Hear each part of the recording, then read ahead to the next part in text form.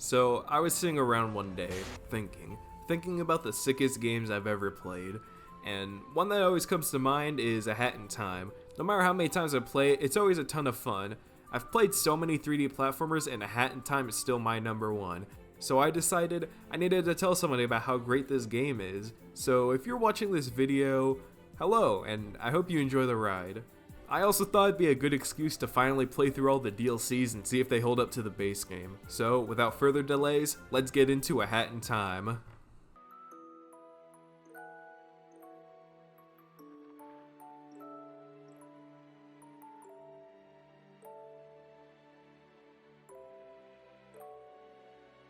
Good morning, and welcome to yet another day of space adventure. The game starts with our main character Hat Kid waking up to some thumping noise coming outside of her spaceship. The spaceship works as your hub. Think of it as the outside of Peach's Castle or Spiral Mountain. It's that type of deal. It's a great area to mess around and get used to the controls in. You also have the pillows in your room, but I don't know, they're pretty old now. Hopefully they still play Thank You My Twilight, I love that song. So you start investigating the sound and find some jerk off telling you that you have to pay space taxes. Ugh, space taxes? I don't even do my real taxes. Oh fuck. You pretend he's a Jehovah's Witness and slam the door on him, but much like the real IRS, he's gonna get what's yours one way or another. He punches a big hole through your spaceship's glass, which causes your time vault to open and release all your timepieces, which transitions us into the first chapter. These timepieces work the same as the stars from Mario or the jiggies from Banjo. Wait, this is the second time I referenced Mario and Banjo-Kazooie. They're like your golden spatulas in SpongeBob or gold bananas in DK64. Fucking the water droplets in Woodle Tree Adventure. Basically, you know, your main collectible. I feel like I should be stoked for this no doubt whimsical and awesome adventure, but Hat Kid just looks a little miffed about all this. Like, she just got a parking ticket, or saw her co-worker eating her lunch, or found out her wife's cheating on her. Chapter 1 is Mafia Town, which is this island completely taken over by mafia guys, and you know, it's cute. It's got a nice little seaside aesthetic and everything just looks nice. I remember when the Kickstarter footage was being shown off and everybody saw this stage and was saying, oh well, I guess this game's inspired by Super Mario Sunshine, which I didn't really understand. The game had no emphasis on water or racial profiling. When the first stage starts, you're immediately presented with an option. Follow the clearly laid out route the game directs you towards, or, you know, just run off and explore the level. A Hat in Time doesn't punish you for ignoring the main task and running off to explore the levels. In fact, it's encouraged with all the goodies and collectibles you can find. From exploring instead of following the game's route in the first level, I can already craft a new hat, which I'll talk more about later. I really enjoy this, and the developers must have known people would do this since there's a lot of cool things to find and do in Mafia Town. Mafia Town's a very open level, and a lot of your tasks are go from point A to point B, where you have a lot of free reign in between to pick up yarn or talk to NPCs. For example, in level 2, the objective spawns all the way across the stage from you, and since I'm not in a rush to do a boring mini-boss, I just run around, test Hat Kid's moveset, and find yarn. And from all that exploring, I can make the brewing hat, so I eat the boss's ass like chocolate cake. You find yarn randomly strewn about the stage, and if you collect enough, you can craft new hats which give you access to new abilities. At first, the game only gives you the sprint hat and the brewing hat, but you'll get a couple more later on. This game really gets power-ups. For the most part, you can use whatever you want whenever you want, and they're all useful at some point in the game, but since I don't like to slow down in school zones, my favorite hat is the sprint hat. You can also get badges from whatever this guy's supposed to be to make your hat abilities better. Look, now I got a moped. The ice hat, seeker's mask, and brewing hat all get used in puzzles in interesting ways, but I'm a simple man who enjoys riding my moped. Maybe I'll go get a baguette or something, am I right, guys? Oh, for what? For what? Something I really appreciate is the lack of fall damage unless you fall from an insanely high spot in this game. Since Mafia Town has a lot of verticality and falling off buildings are really easy, not taking fall damage is a good choice by the game designers since the game doesn't want to punish you super heavily for messing up your jumps, especially this early into the game. And in general, I like it more when the game doesn't force me to wait and watch myself get turned into a pancake after fucking up one jump. Like, I know I fucked up, and I gotta climb all the way back up anyways, which is punishment enough, but some games really want to rub it in your face. But A Hat in Time is a respectable game. And it knows that sometimes people mess up cause, you know, we're all human after all, and doesn't waste your time with bullshit. Speaking of bullshit, isn't it retarded that Shenmue 3 ended on a cliffhanger?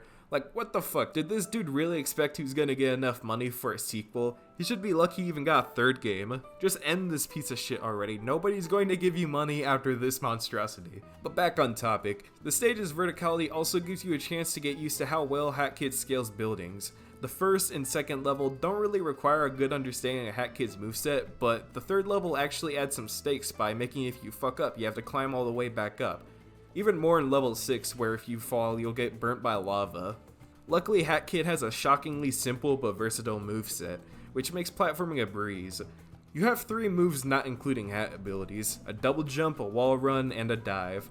All of these work well together and can be combined to cover a large vertical and horizontal distance, but the dive is the real star of the show. The dive encourages going fast, with Hat Kid being able to build a lot of momentum really quickly using this move. You can time your jump to do a roll after a dive to gain a lot of momentum really quickly, which really gets me hard. I mean, really makes me happy. It makes getting around the map really fun, but not only can the dive help you build up tons of speed, it also makes precise platforming a breeze with its second ability. You're able to jump out of a dive in midair to stop your momentum, which makes landing on platforms easier and makes overshooting impossible. The dive in this game is such a great move. It serves multiple purposes and it's just fun, okay? I don't know what to tell you. It's fun to jump around and not worrying about giving Hat Kid a concussion from ramming her head into a brick wall over and over. Almost as fun as being a goopy mud monster and chasing this nerd around to take his lunch money.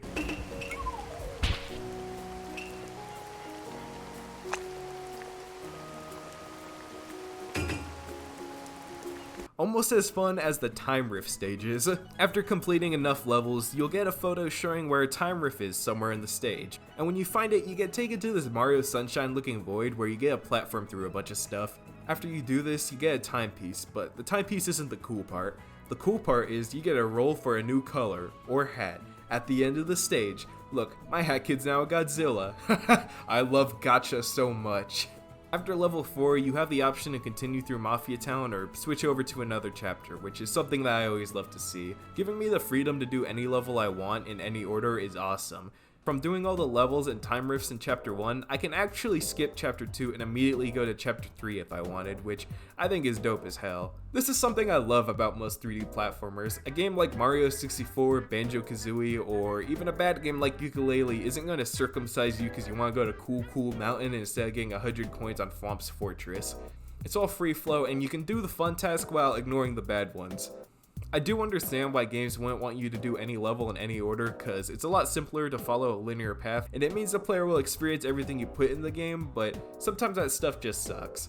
I would rather not do it. Like, when I found out you had to do every stage in order in Mario Sunshine, I turned that shit off, and I took the disc back to GameStop for 63 cents. I don't want to kill Yoshi. Yoshi's my friend. So fuck you, Nintendo, for making me kill him. And a bunch of other stuff too, but mostly for making me kill Yoshi. After Mafia Town, chapters start getting a lot more linear, which sucks, but this means that they can do a lot more than just go over here and beat this guy up. They're more intricate since they have their own assets specifically made for that level. A Hat in Time really starts to hit its stride after chapter 1, introducing you to memorable and quirky characters that really show off the game's personality. Mafia Town showed off some of this, but later chapters excel at introducing you to charming characters. Characters like the conductor and DJ Grooves, who are introduced at the beginning of level 1. They're both arguing over who's gonna make the better movie and win the annual Bird Movie Award. The conductor wants to make a train western movie, and DJ Grooves wants to make a documentary of Woodstock 99. Oh hey, I was actually at that one. Yeah, I gotta listen to Red Hot Chili Peppers and saw some hooligans set my car on fire in the parking lot. After going through the stealth section that I suck at, they both choose you to be the star of their movie, and you get your ID photo taken. On a smile and stand still, please.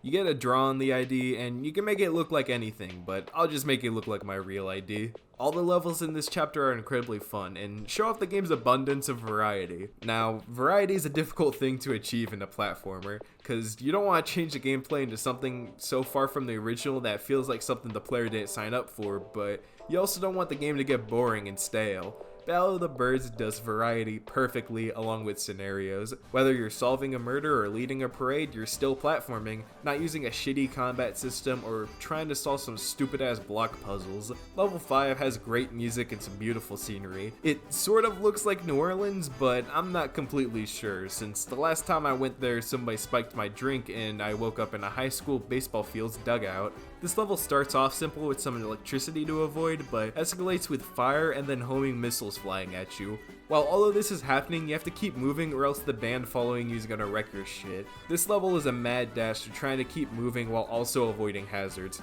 Sometimes you can get fucked by being in an awful situation, but this also makes you feel like a total badass when you just barely get by.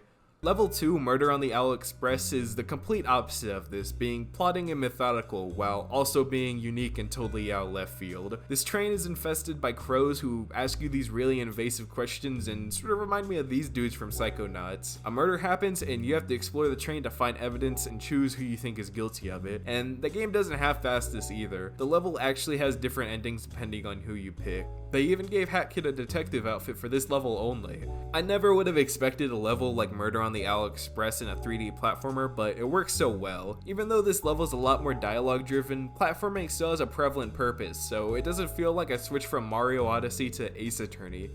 Or Danganronpa for those of you still in middle school. There is an adult level in this world. It shows off the game's strength perfectly, but there is one problem. Level 4 requires you to have a grappling hook badge, but I couldn't find it for the life of me. At first I thought I had to buy badges from the badge seller until it cycles to the one that I needed, but that didn't work. What you're actually supposed to do is go to level 2 of chapter 3. You'll get it there, which I think is totally stupid. It breaks the game's pacing and there's no clear signs that you have to go there to get the badge. The game doesn't even tell you what you're missing, you just have to guess. In the male level of the Subcon Forest, you get the scooter badge for free to do the mission. I'm not sure why they didn't do the same here. I guess you can argue it's because the grappling hook badge is essential for most of the levels past chapter 2, but they could have done this in a better way. Anyways, that's just a gripe I have. Other than that, this chapter is fantastic. But while we're being negative, why is the camera so retarded in this room? The camera's at a fixed angle, so I kept overshooting the sandbags or I couldn't find the next one to go to. And when you fall, the camera keeps getting caught on shit, which makes climbing back up a real bitch.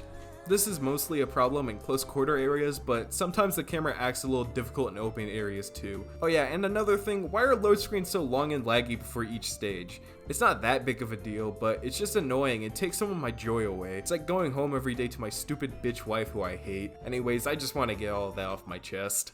Subcon Forest is chapter 3, and this level has a spooky theme which really gets me in the Halloween mood, and I love Halloween. It has my favorite band's name in its own name, Ween. Guys, please come to Florida. The setup for this chapter is you sold your soul to this ghost guy. Despite now being able to play really good slide guitar, it's sort of a bum deal because now you have to do all these chores for him. Great setup, great levels, but this whole chapter feels kind of rushed to me. These levels have interesting concepts and add new mechanics like these apples and fire spirits, but it all feels half-baked because the level ends before all of these can get fully explored. Along with that, the open stage isn't as fun to explore anymore because the levels just spawn you right in front of where you need to go. This whole section of the chapter with the statue that chases you isn't even used for anything, it's such a waste. Another problem was at this point I crafted all the hats, so finding yarn was pointless since I didn't need it anymore. Which isn't the game's fault, but it still gave me no reason to explore. I mean, you could explore to get all the relics, but I don't care about those. Throwing mail to these little dudes with my max pain time slow ability was pretty cool, but the level lasted 1 minute. Maybe give me a special course to try this on, or different dudes to deliver stuff to. Anything would have been better than what the game currently has. The worst offender to me personally is the Toilet of Doom level. No setup, no reason for fighting, you just spawn in front of his arena and fight. Now, the fight is good and everything, but why are we fighting? Why does the game not tell me anything about what I'm doing? A lot of these levels could have had a setup where Snatcher says something like, "Oh, this toilet's really pissing me off, can you go fight it for me?" But instead we get nothing. The male level had Snatcher explain to me why we were doing this, so why don't the other levels do this? This is what I meant by the chapter being half-baked. Despite the lack of polish, this chapter does have hands down the best level in the entire game. Princess Vanessa's Manor. The level starts with you making your way through this frozen over town until you make your way towards this imposing looking manor. The music is all atmospheric and everything's quiet until...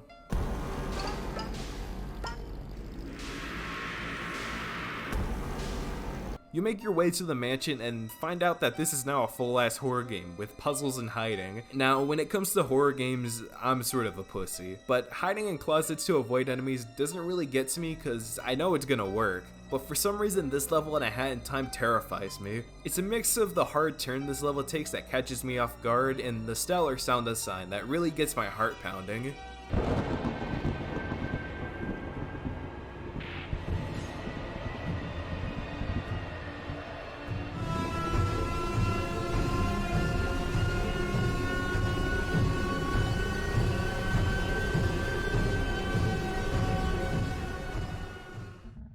Along with the puzzles, you have notes that you can read to find out the backstory of this manor. I'll be honest, it's all pretty silly, but I appreciate the effort, but all of this polish should have gone to the full chapter, not just this level. Oh yeah, by the way, you can use this developer shortcut to skip the entire level. Yeah, for some reason you can just skip the entire level and it's not even a difficult speedrunning strat. You just crouch and walk through this crawl space. I don't know why you'd want to skip the best level in the game, but now you can.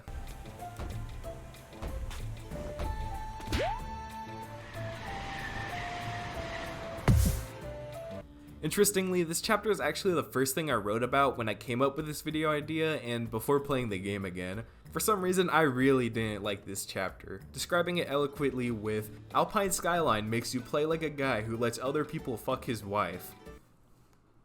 Yeah. But after replaying it, I really don't understand what my problem with this chapter was. I think it was because the first level I played was the Twilight Bell, and I really wasn't enjoying the slower puzzle platforming. It felt like a slog. Along with that, I had enough timepieces to fight the final boss, so I decided to do that instead and never looked back. Finally finishing all the levels for this playthrough, I actually enjoyed this chapter a lot, but it still has some questionable design choices. But I'm getting ahead of myself. First thing that I want to focus on is the aesthetic, the civilization over the clouds. It really reminded me of BioShock Infinite of all things, especially because of all the swinging around you're gonna be doing this chapter.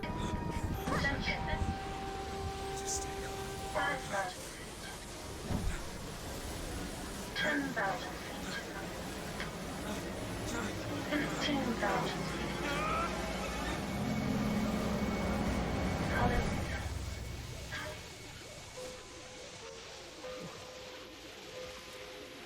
This chapter being the last one before the final chapter and being somewhat optional allows the developers to make these levels way more difficult than the first 3 chapters, and they go all out. While the other chapters are carried by their charm and scenarios, Alpine Skyline is all about the challenge. You're going to be using Hat Kid's abilities in extremely unique ways and mixing them together to complete platforming challenges. This chapter really pushes Hat Kid's abilities to their absolute limit and really makes these stages fun to beat. Out of all these levels, the windmill is probably my favorite. It reminded me of TikTok Clock in Mario 64, except this game has the decency to not make you climb all the way back up after you fall. When you finish this level, it feels kinda like that scene from the Polar Express where the train's on the ice and it has to get back on the tracks. No, you don't feel like the train or the driver, you just kinda feel like the scene in general. All these levels are pretty fun, but the chapter being labeled as free roam doesn't really make sense to me. None of these areas interact with each other and are sectioned off from one another. These could have been regular levels, and the only thing that making it free roam does is force you to walk to every level. There's nothing to explore because every challenge is separated by these zip lines, and the only level that takes advantage of the chapter being free roam is at the very end, where everybody gets coronavirus and you have to fight these flowers that cover your screen with bullshit. Seriously, who thought this was okay? Yakuza Metro uses the same free roam stage design. Unlike Alpine Skyline, this chapter actually has a reason to be free roam and uses it to great effect. The level design in Yakuza Metro is totally unique from all the other chapters so far. Don't let the wiki lie to you, this is nothing like Alpine Skyline, and it's probably my favorite chapter in the game. It's staggering to see how much work was put into this chapter from the minute you spawn in. This chapter is huge, and there's a lot of cool things to find. You got goofy looking cats having conversations, food stands that give you a whole summary of the food you're about to eat. Seriously, this is so strange, but I'm definitely into it. And tons of clothes to buy. After getting out of the metro station, Hat Kid gets tangled up with the Yakuza, or Yakuza in this case, which results in you becoming their new errand boy. Do their dirty work and the cash starts flowing. Get those timepieces till the whole store's glowing. This setup's great, but there's just one thing that really rubbed me the wrong way about this intro. Hat Kid sees this cat with a timepiece and he's just chilling, minding his own business. So immediately she kills him to get the timepiece. What the hell, Hat Kid? He wasn't even fighting back. He just wanted to get away from you, you fucking psychopath. At first, I didn't understand why the Yakuza decided to recruit you after you killed one of their members, but they probably saw potential in such a stone-cold killer. Speaking of the cats, they all look pretty weird, especially this one. As said, this chapter is massive and would probably be really easy to get lost in if the game didn't prevent it in a clever in-universe way. These areas are all blocked off with gates, and you need the corresponding metro car to get through. This makes it easy to keep track of where you've been, where you can't go, and being color-coded makes it easy to tell where you are and where you've been. This chapter has tons of little conveniences. I really appreciate this one that tells me what I've collected in each area so far. This chapter even has an objective locator for anybody having trouble. I mean, exploring the stage is most of the fun for me, but I'm happy that this thing is there. This chapter's polish doesn't just apply to the level design though. You get tons of cute outfits to buy, including Hat Kid's own Yakuza outfit, and you have a couple of really well done cutscenes to watch.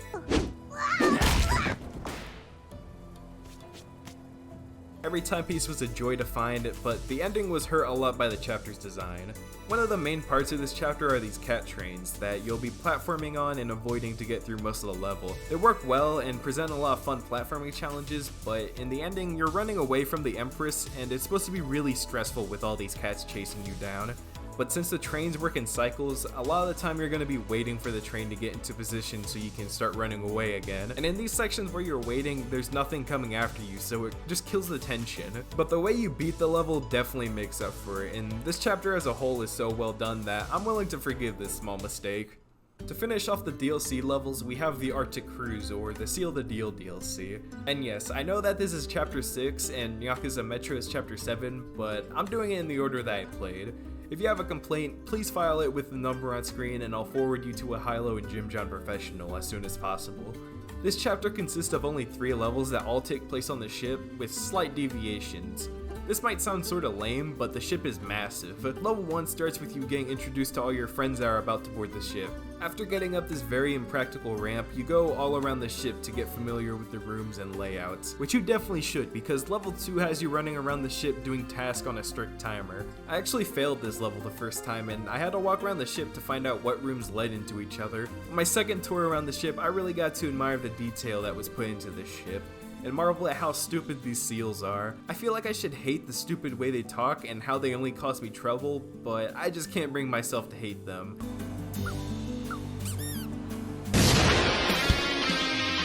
In my next attempt, I finally finished my task in time, and you know what, I think I deserve a little break. A nice relaxing third level, you know, like a victory lap for the boss battle. And whoa, what the fuck is happening here? So Hat Kid crashes the ship full of her friends, multiple children, and the mentally impaired to get a timepiece. Now the ship is sinking and you have to save them, but I don't trust Hat Kid to save anyone considering that she caused this entire mess in the first place. She's probably like, I guess I'll save them. This level is pretty difficult to traverse and sorta janky, but I can't really blame the developers because this stage wasn't designed to be played completely on its side. After you save everyone, you get rewarded with a timepiece, which, you know, I feel like Hat Kid doesn't deserve this, you know, considering the fact that she caused all of this to happen in the first place. That's like if we found out that Titanic happened because of a little bit of trolling.